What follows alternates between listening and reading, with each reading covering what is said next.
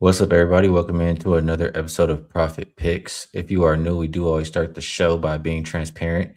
Yesterday, man, embarrassing pick for me and pathetic performance from the Connecticut Sun. I mean, that's just it was terrible. There's nothing else to say except whatever Cheryl Reeves said the other day about the links. Every player, every position, terrible. Um, yeah, so bad loser yesterday. See if we can do a little bit better here today. Vino, I'm hoping you did better than me yesterday.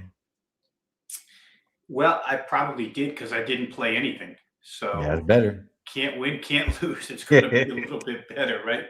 Was terrible out of the sun yesterday. I think one of the last things we said analyzing that game was the motivational part. Atlanta needed to win, but they've needed to win for a while, battling for that seeding. I think the bigger part was Connecticut. You know, both of us, not just yourself, but I think we both completely misjudged what their effort level might be. They're now, one game from being in last place. Maybe they are. Maybe Tillman Fertitta wants them to finish last and get a first round pick. I don't know, but it just didn't look like the Connecticut effort. And you got Griner in the game too. So I don't know. It was She was poor. terrible. Yeah, I mean, she had better form in those swimming pool videos I saw on Instagram. Yikes. um, wasn't great. So we will look though tonight. I think there's a couple of money making opportunities here. So let's look forward to tonight rather than backwards. All right, let's do that. And actually, I need to hit one refresh button before we get started. There we go. So we are going to go first game. Dallas heading into Indiana to take on the Fever. Opened up. I have an opener here of 6.5. Currently looking at, I see eights. See 8.5. I think it's about to turn to 8.5 now. Total open 186.5. Kind of all over the place. I see, we'll call it 186. Injury report. Aaliyah Boston, Caitlin Clark, both probable. For Dallas, AZ, Isaiah, Jessica Shepard, Verona, all out. Seems like a big amount missing for that Dallas team. The Fever are the more rested team, also at home. Um, it's hard to think anything other than I agree with the market pushing this one up towards the Fever, and we know the Fever have been more than capable of scoring. They haven't been the best defensive team all year, but I feel like there was a stretch in that last game. I'm trying to remember who they played. I'm going to pull it up. There was a stretch in the last game. I feel like they were playing some solid defense, better than I've seen in a while. Let me just remind myself. The Liberty, mm, Liberty still got to 92. I mean, is it still just an over? Even though the Wings are missing so much, how are you thinking about playing Wings Fever? Well, a couple of ways. I mean, to me, again, I said the other night, but Jessica Shepard just means way too much to Dallas, to me at least, because she fills the stat columns of every category each and every night. And, you can move Alana Smith into center, and she played pretty well. But losing Isaiah James kind of takes away the other aspect of Dallas losing Jessica Shepard, which would be just go small and go fast. Without Isaiah James, now it's down to like Odyssey Sims, Paige Beckers, and Arike, and that's kind of it as far as tempo goes. We know Indiana's going to play super fast. Just want to say here really quick: the last 6 games that Indiana has won, 5 of those wins are by double digits. So it's not like the defense is even holding them back from covering numbers anymore. They're just scored over 100, 1, 2, 3, 4, 5, 6, 7 times in their last 9 games. And when you can score like that, sometimes a lack of defense can be overcome. I don't know that this offense is going to get slowed down by Dallas here. Aaliyah Boston could have a career. Generally speaking, I think that Indiana's weakest in the post because there's not enough of them. It's Aaliyah Boston and really not much else. But here, Atlanta Smith and nobody else for help. So I don't know. I could only look one way here. Power ratings suggest Indiana should be a 6-point favorite.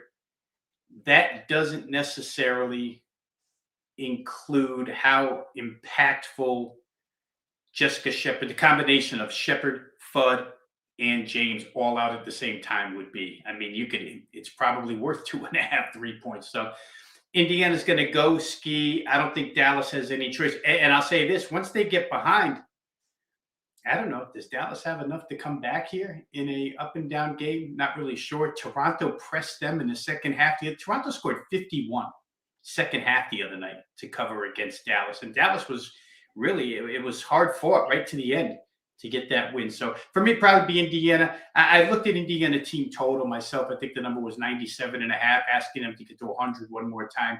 They probably can. Yeah. Dallas, looking at them the last 4 games, they're allowing an average of 95.25 points.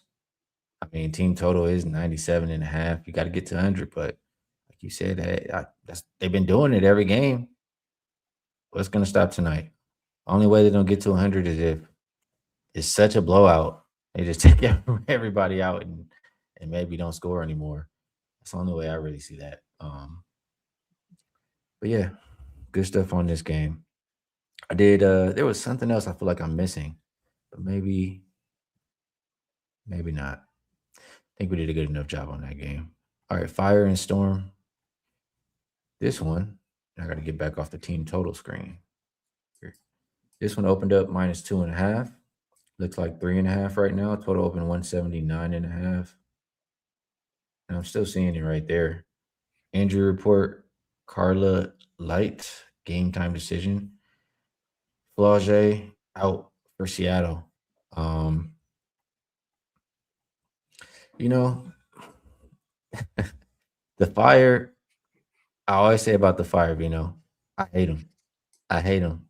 Every time I bet them, they look terrible. When I don't bet them, they cover easy. Um, I just really don't like that Fire team. I don't like the way they're constructed, and I just haven't been able to pick them well. Honestly, the Storm, I've had some success betting them. When I watch these Storm games, I don't know. I think they need Flauget a lot because the guard play is just unless Natisha Heidemann is having a great night, eh, it's not a whole lot from the guard position for Seattle. So seeing her out, seeing Light game time decision. I mean, if she's out, that hurts the offense over there too. Not the best defensive team, Portland.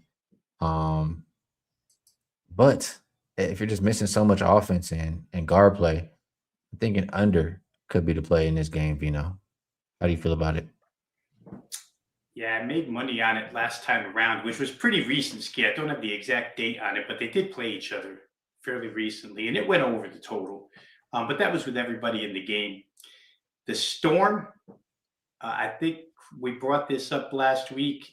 It's just been a philosophical change in how they want to play. Last 10 games, they're the third fastest team in the league. And you can see by the game totals that are being put up by the Seattle Storm that they're going quick. They've got just a massive advantage height wise in this game. When you have Ezzy, when you have Malonga, and when you have Iwafam, and on the other side, you're trying to combat that with what Portland has. If Portland gets destroyed interior wise anyway, most nights, probably could be the same here. I wish I knew if Carla was going to play in this game. If she does, I think I still might get to over in this contest. Last 10 games, the average total of a Fire game has landed 183.7. That's 184.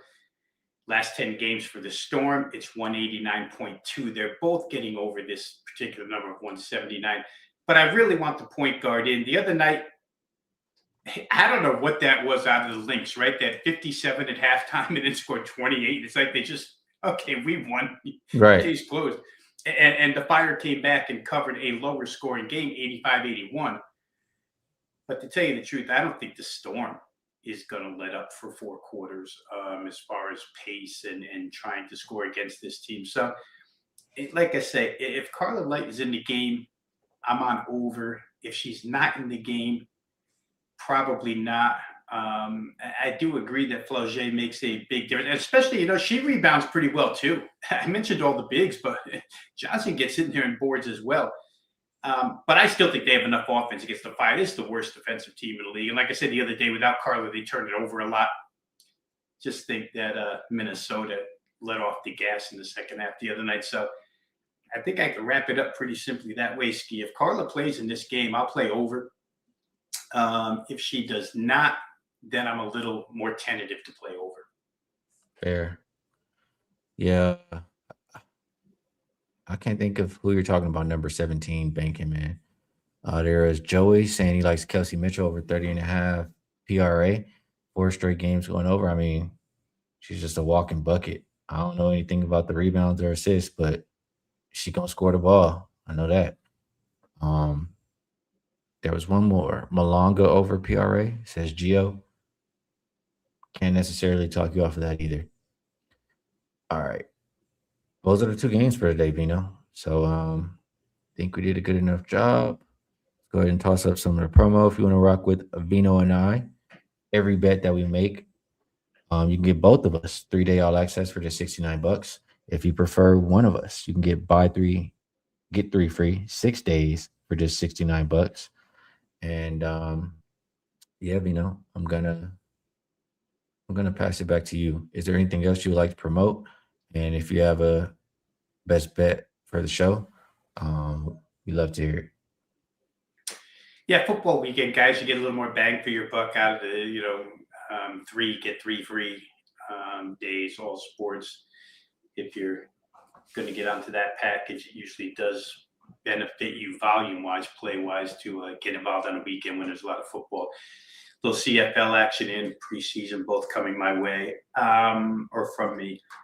As far as best bet, Skee, again, we always say that if we haven't bet it yet, we don't like to release it.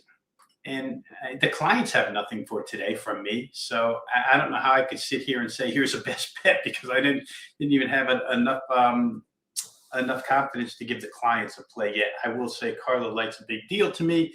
I would like that game over. I do think the Fever have a good opportunity to get that team total over here tonight. We'll see what the status of AZ is, but I'll have to leave it at that with no best bet for the show. You said the status of AZ? Yeah. She's out. Definitely out? Yeah, she's out. Well, it just, Indiana over, team total over. I don't know about full game, but team total strikes me as a better play than just betting the full game over. So that's a couple of. So somebody in the comment section, we're going to call it the best leans of the day from now on. I'm giving you the best leans that I could give you here until I bet something or recommend to clients. A couple things. One, about the AZ thing. Man, she's missed how many games now with a knee designation? Didn't she have 2 big knee injuries? Yes. Missed injuries in the same knee. That's concerning. That's extremely concerning. And Dallas doesn't look nearly like the same team when she's not on the court. So it makes sense why Dallas doesn't look as good lately, and I'm worried about her for the rest of the season. I don't think we'll see her too much. After that, damn, I forgot what I was going to say now. The leans, best lean show. I've done everything different ways. I've done extremely high volume. I've had 19 plays in one day. And yeah, I'm giving out all kind of best bets and sharing things when I have 19 plays. And I've done it low volume where I have maybe 5 plays a week. It's just hard for me with what we do here when I'm in the low volume mode to give a best bet for the show. And that's how I've been doing lately. About the last 4 months, I've had 103 plays. It's hard. I'm hitting them. I'm 63 and 39 or something like that.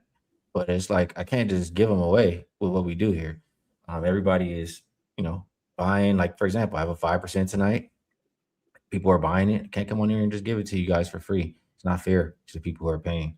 So, yeah, if you're interested, I have a 5% tonight. Hit 20 of 27, dating back to the beginning of last season.